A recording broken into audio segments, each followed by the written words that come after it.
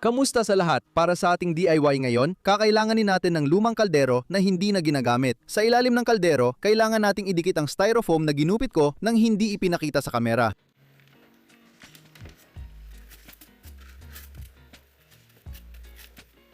Kailangan ding idikit ang styrofoam sa gilid ng kaldero.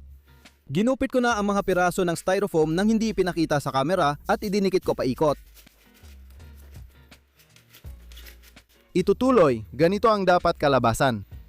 Gumamit din ako ng pinto ng sirang washing machine sa paggawa nito. Alisin natin ang lahat ng tornilyo at salamin.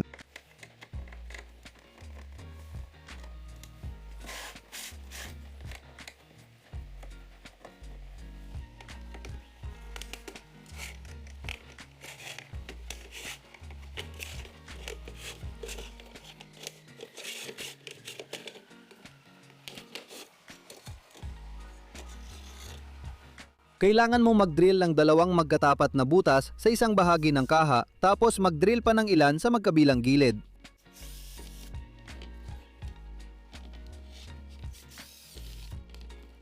Kailangan ng mga butas sa gilid para pumasok ang hangin sa ilalim ng salamin.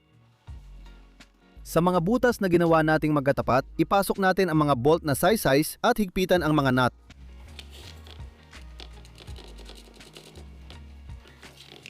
Kailangan natin ng tekstulita at spring. Ilagay lahat sa bolt at higpitan ng nut.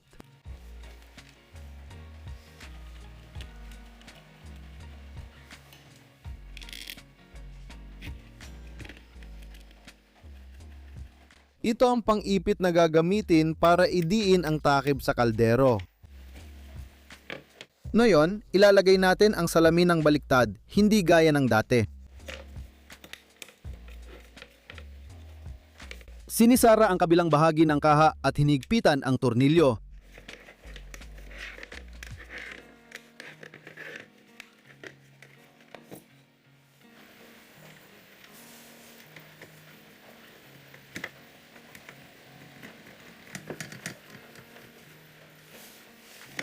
Ngayon, ilalagay ang takip sa kaserola at pipigain gamit ang dalawang pang-ipit.